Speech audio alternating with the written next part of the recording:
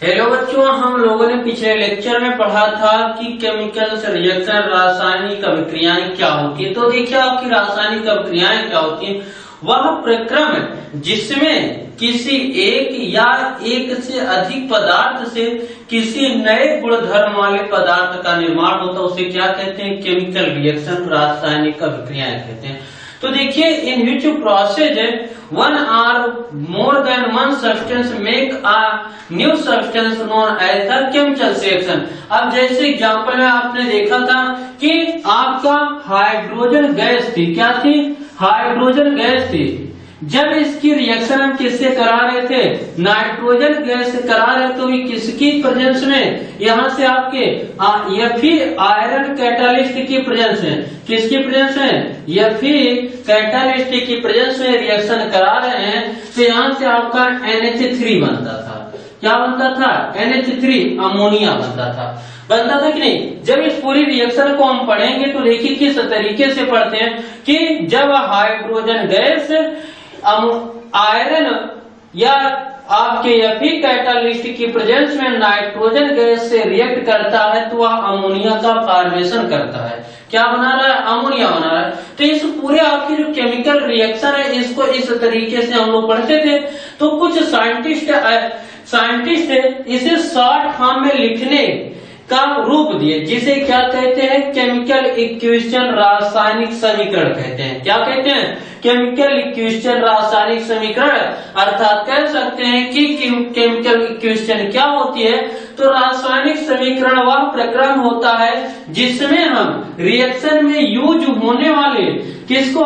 Reactant और product को एक तीर के द्वारा लिखते हैं, उसी को क्या कहते हैं? आपके केमिकल इक्वेशन, रासायनिक समीकरण कहते हैं। बात क्लियर है? अब यहां से अगर इसी को हम लैंग्वेज में लिखे कि व्हेन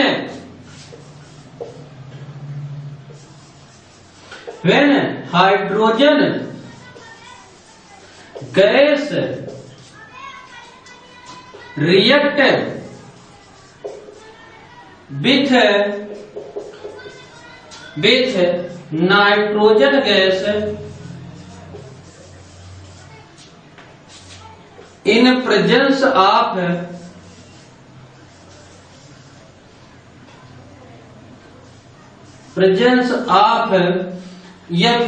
catalyst then formed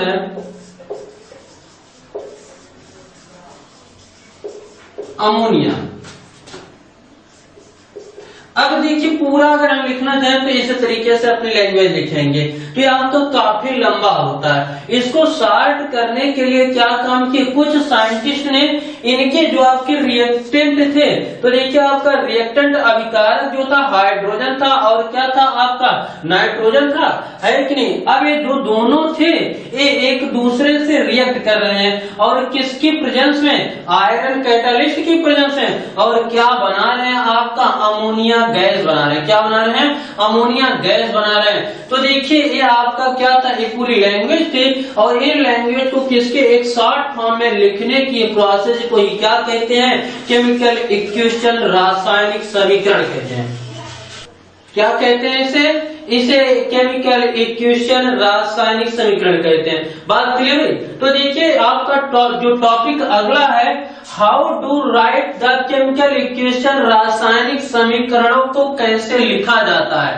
कैसे लिखते हैं? हाउ राइट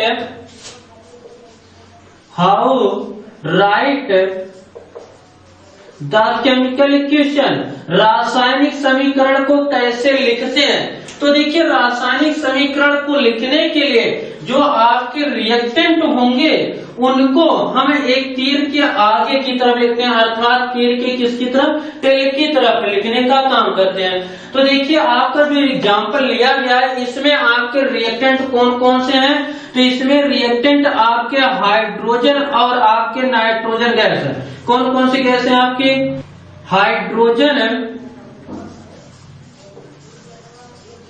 हाइड्रोजन और आपकी कौन सी गैस है? दूसरी नाइट्रोजन। ये दोनों आपकी गैसें हैं। अब यहाँ से देखिए ये दोनों किसका काम कर रही है केमिकल रिएक्शंस में? ये जो आपके दोनों हाइड्रोजन और नाइट्रोजन गैसें हैं ये आपके रिएक्टेंट का काम कर रही है, अर्थात कह सकते हैं कि ये आपके अभिकारक का काम कर रही है। किसका काम कर रही है? अभिकारक का काम कर रही है। तो देखिए जो आपके अभिकारक हैं इनको हम आप इस तरफ लिखेंगे। तो देखिए जो आपके इस एग्जाम्पल में जो आपके हाइड्रोजन और नाइट्रोजन गैसें एक किसका काम कर रही हैं?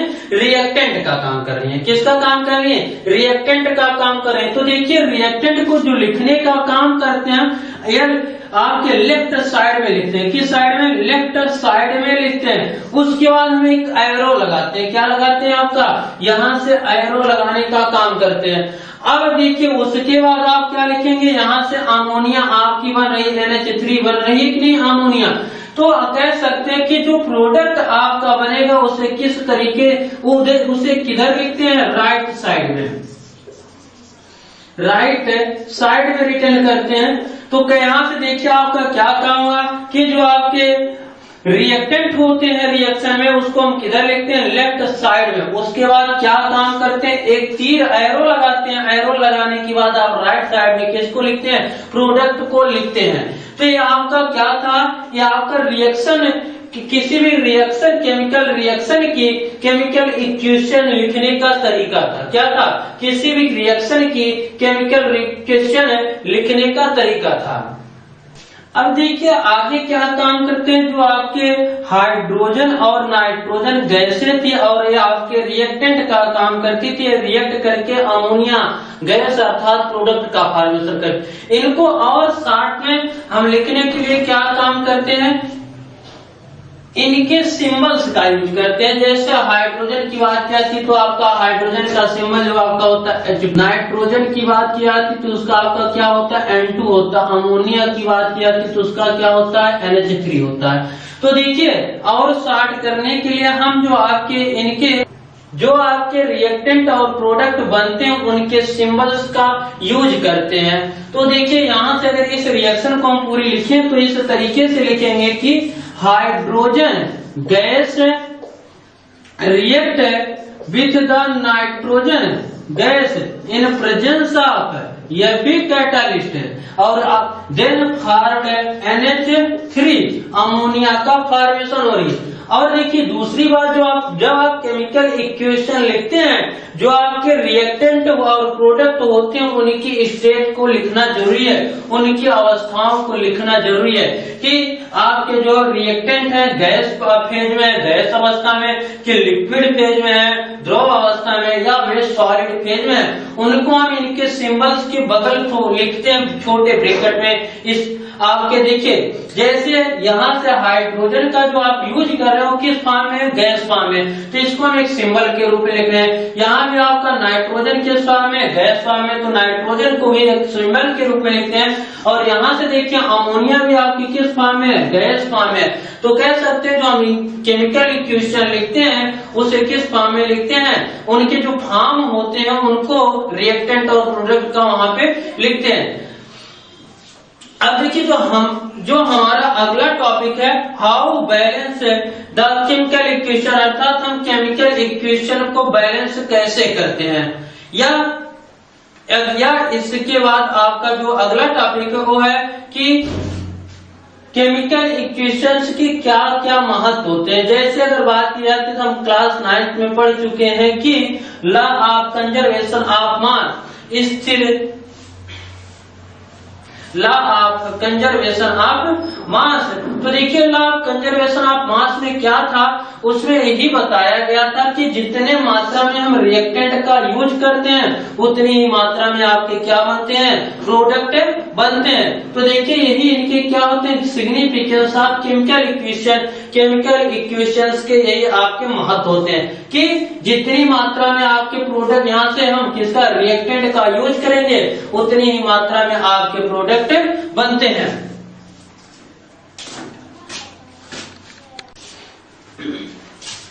तो देखिए जो हमारा अगला टॉपिक है बैलेंसिंग केमिकल इक्वेशन।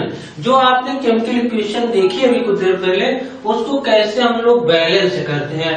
तो देखिए यहाँ से इसकी हिंदी होगी रासायनिक समीकरण का संतुलन। क्या हो जाएगा? रासायनिक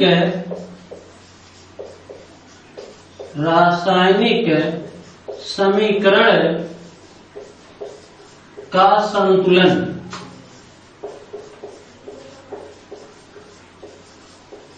तो देखिए रासायनिक समीकरण का संतुलन किस तरीके से किया जाता है, इसमें आपके कोर्स में जो है कुछ केवल अनुमान विधि है। क्या है? अनुमान विधि है। आगे आपको मिलेगा इलेक्ट्रॉन विधि के द्वारा संतुलित करना, जो आपको 11th में ऑक्सीकरण और अपचयन में पढ़ने को मिलेगा। तो देखिए यहाँ से केवल हम अनुमान लगा के ही क्या काम करेंगे, केमिकल इक्वेशन को बैलेंस करेंगे, रासायनिक समीकरणों को संतुलित करेंगे। तो जैसे यहाँ से बात की जाती है, जिंक आपकी मेटल है। क्या है? जिंक है आपकी मेटल है। जिंक मेटल की रिएक्शन हम किससे करा रहे हैं? हाइड्रोक्लोरिक एसिड से। हाइड्रोक्लोरिक एसिड से इसकी रिएक्शन करा रहे हैं। अब ये आपका देखिए जिंक मेटल है, इसकी रिएक्शन हाइड्रोक्लोरिक एसिड से करा रहे हैं। वो भी किसकी?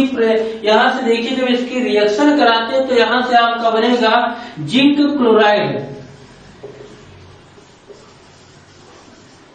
Zinc chloride. और यहाँ से आपका क्या बनेगा? यहाँ से आपका हाइड्रोजन गैस बनेगी। क्या बनेगी?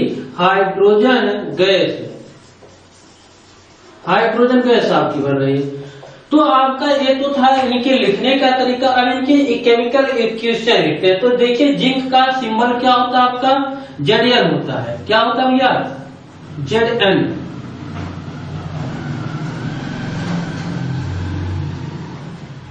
जिंक का सिंबल आपका Zn होता है। और हाइड्रोक्लोरिक इनको हम प्लस के साइन से दिखाते हैं अगर एक से ज्यादा रिएक्टेंट का यूज कर रहे हैं। तो देखिए यहाँ से हाइड्रोक्लोरिक एसिड का जो फार्मूला होता है आपका HCl होता है।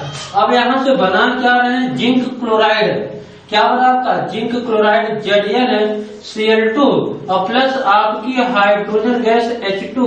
अब यहाँ से हाइड्रोजन आपका H2 लिखा जाएगा क्योंकि हाइड्रोजन गैस आपकी डाई एटॉमिक गैस होती है।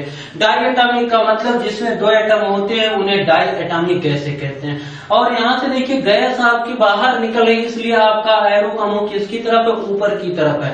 अब आइए इनको हम अनुमान विधि से बैलेंस करते हैं। तो देखिए किस तरीके से इनको बैलेंस किया जाए। यहाँ से पहले हम लोग इस साइड को देखते हैं। देखिए यहाँ पे क्लोरीन कितने हैं आपके? क्लोरीन दो एटम्स हैं। और यहाँ पे क्लोरीन का आपका हाइड्रोक्लोरिक एसिड में कितना है आपका? 2 है। अब देखिए इनको अगर लिखना चाहें इस तरीके से ना कर पाए तो आपके लिए एक अलग तरीका होता है। पहले हम इस तरीके से देखते हैं। तो देखिए आपका क्लोरीन यहाँ पे कितना एटम है? 2। यहाँ पे कितना आपका? 1। इसमें कितने से गुणा करेंगे? 2 से। तो 2 से आपसे 2 से मल्टीप्लाई किए। अब आपका यहाँ पे हाइड्रोजन इस साइड में लेफ्ट साइड में कितना हो गया आपका? ये आपका लेफ्ट साइड है, लेफ्ट। और ये आपका कौन सा साइड है? राइट साइड है। तो देखिए आपके लेफ्ट साइड में अब आपका हाइड्रोजन कितना हो गया? 2। और यहाँ पे राइट साइड में आपका हाइड्रोजन कितना है? 2। और यहाँ से देखिए आपका जिंक राइट साइड में कितना आपका? 1। और यहाँ पे कितना आपका राइट साइड में? 1। अब देखिए ये आपकी पूरी इक्वेशन क्या हो गई? बैलेंस हो गई। कुछ लोग कहते हैं कि दिमाग में आ रहा है कि केवल इक्वेशन को लिख दिया है, बैलेंस करने की उसकी क्या जरूरत होती है? जो आपका law of the conservation of मास होता है उसके अकॉर्डिंग जितने वेट का हम यहाँ पे क्या यूज करते हैं, रिएक्टेंट का यूज करते हैं, उतने ही वेट पे यहाँ से आपका प्रोडक्ट भी बनना चाहिए। क्या काम होना चाहिए? जितने वेट पे हम यहाँ से रिएक्टेंट का यूज करते हैं उतने वेट पे आपका प्रोडक्ट भी बनना चाहिए, उतना ही उसका मास होना चाहिए। बात क्लियर है? अब अगर बैलेंस ना किए केमिकल इक्वेशन तो आपकी क्या हो जाएगी? आपका law of the conservation of मास क्या हो जाएगा? गलत हो जाएगा। और law of the conservation of मास अगर अलग गलत हुआ तो क्या आपका होगा? ये पूरी की पूरी रिएक्शन आपकी गलत हो जाएगी। अब देखिए दूसरा मेथड क्या है? इधर आप एक तरीके से एक कॉलम बनाइए, ठीक है। अब यहाँ पे कॉलम में इधर आप किसको लिखेंगे? रिएक्टेंट, मेटल और या कह सकते हैं एलिमेंट को हम लिख लेते हैं। एलिमेंट को इधर लिख लिए। यहां से आपका क्या काम करेंगे? इधर इनके गुणांकों को या इनके कोएफिशिएंट को लिखते हैं। जैसे यहां से हम लोगों ने क्या काम किया? Zn को लिख दिया। किसको लिख दिया? Zn को लिख दिया।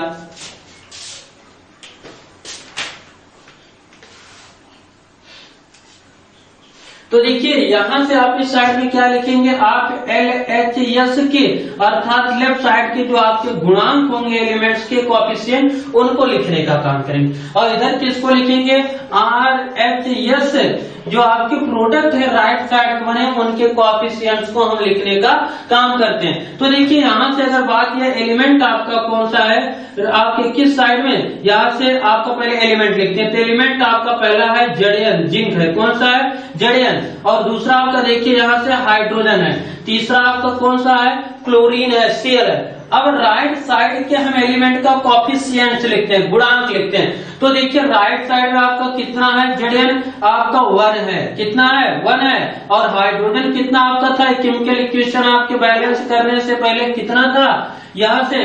तो देखिए केमिकल इक्वेशन बैलेंस करने से पहले आपका हाइड्रोजन जो था राइट साइड में आपका लेफ्ट साइड में कितना था 1 था, और देखिए इसके एलिमेंट का कोएफिशिएंट क्लोरीन के कितने था 1 था।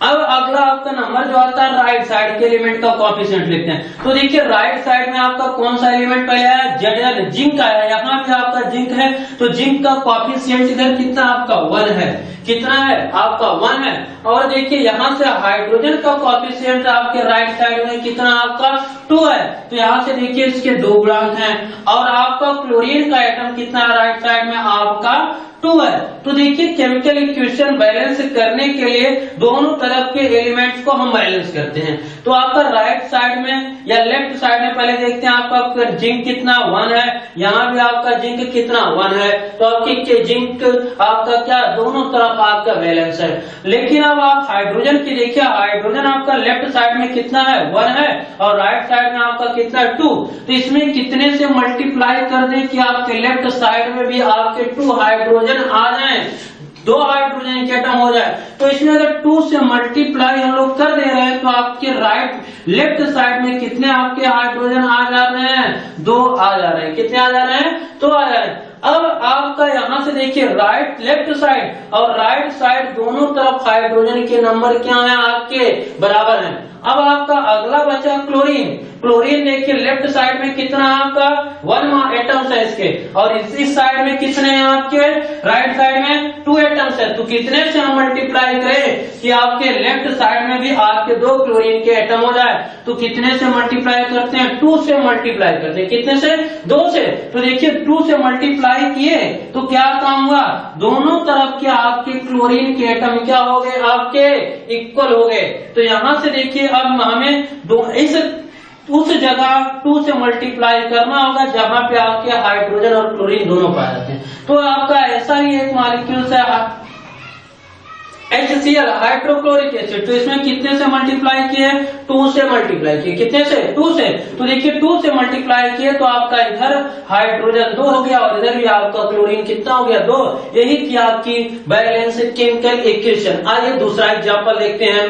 दूसरा एग्जाम्पल है, यहाँ से हम जिंक मेटल ले लिए, क्या ले लिया आपका जिंक मेटल। अब इसकी रिएक्शन हम सल्फ्यूरिक एसिड से करा रहे हैं।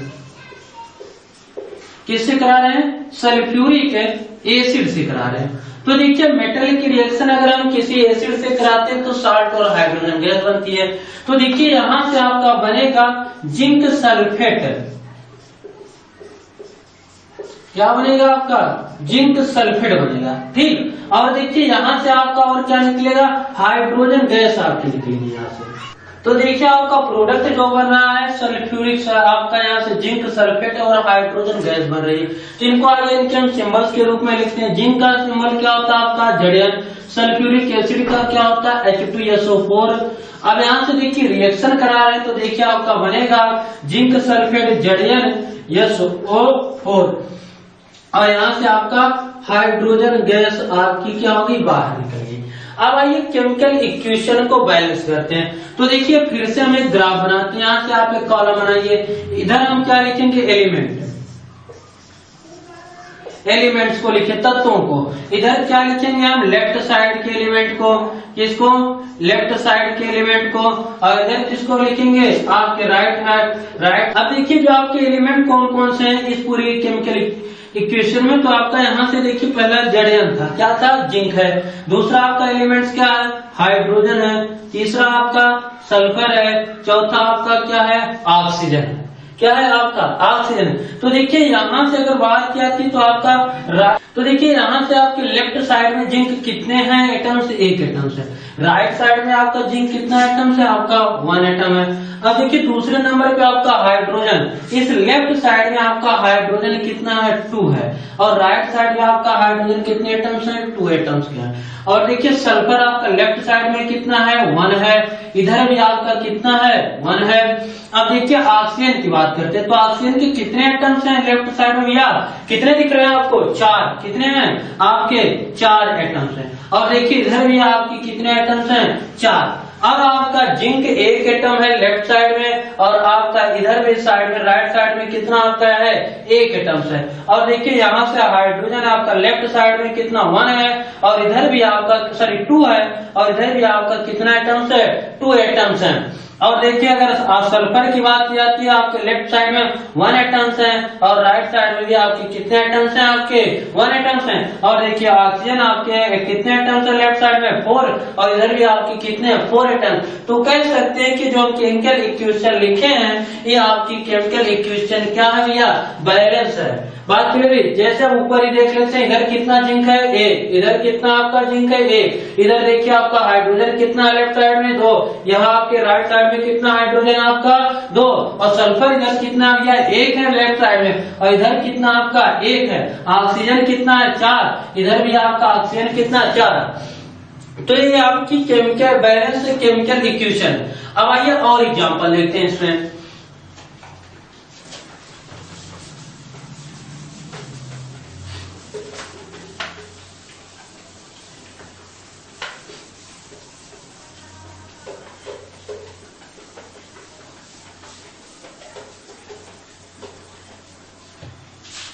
थर्ड एग्जाम्पल है वो आपका है आयरन। आयरन की रिएक्शन हम वाटर से करा रहे हैं। किससे करा रहे हैं, वाटर से। तो देखिए जब किसी मेटल की रिएक्शन हम यहाँ से किसी वाटर से कराते हैं, तो या तो उसके ऑक्साइड का फॉर्मेशन होता है, या तो उसके हाइड्रोक्साइड। लेकिन अगर बात की जाती है जो आपकी रिएक्टिव मेटल्स होती है, जैसे आपका सोडियम हुआ, पोटेशियम हुआ, ये सब क्या आपके वाटर के साथ रिएक्ट करके हाइड्रा ऑक्साइड बनाते हैं। लेकिन जो आपका आयरन है, ये स्टीम के साथ अर्थात आपके गर्म जल या भाप के साथ रिएक्ट करेगा, और आयरन ऑक्साइड है Fe3O4 का फॉर्मेशन करता है। तो देखिए यहाँ से आपका जो बनेगा आयरन ऑक्साइड बनेगा, आयरन ऑक्साइड, और यहां से आपका क्या निकलेगा, हाइड्रोजन गैस निकलेगी। क्या निकलेगी, हाइड्रोजन गैस। तो आइए अब केमिकल इक्वेशन को बैलेंस करते हैं, किस तरीके से हम केमिकल इक्वेशन को बैलेंस करें। तो इनके पहले हम क्या लिखेंगे, इनके हम पहले केमिकल इक्वेशन को लिखते हैं। तो देखिए आयरन का सिंबल क्या होता है, तो देखिए यहाँ से आपका आयरन ऑक्साइड जो फार्मूला बना, Fe3O4 प्लस यहाँ से आपकी हाइड्रोजन गैस बनी। अब रिएक्शन बैलेंस करते हैं। तो देखिए इधर हम पहले कॉलम बनाएंगे, इधर किसको लिखते हैं, एलिमेंट को लिखे, ठीक। इधर आपकी किस एलिमेंट्स को लिखेंगे, उनके कोएफिशिएंट्स को, इधर इधर लेफ्ट साइड वाले को लिखेंगे, और इधर किसको लिखेंगे, इधर हम राइट साइड वाले एलिमेंट्स के कोएफिशिएंट को लिखते हैं। तो आपका पहला एलिमेंट आपका आयरन है, दूसरा आपका कौन है, हाइड्रोजन, तीसरा आपका कौन सा है, ऑक्सीजन।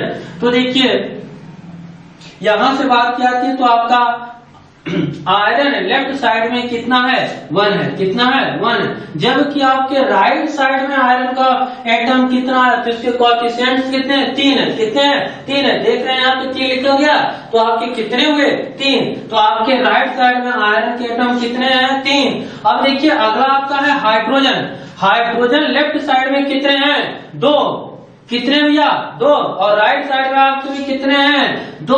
और यहाँ से देखिए आपका ऑक्सीजन लेफ्ट साइड में कितना है, 1, और आपके राइट साइड में भी आपका ऑक्सीजन कितना है, यहाँ पे 4 है। तो देखिए यहाँ से अगर बात की जाती है, तो आपका आयरन है और ऑक्सीजन क्या है, अनबैलेंस है, ये संतुलित नहीं है।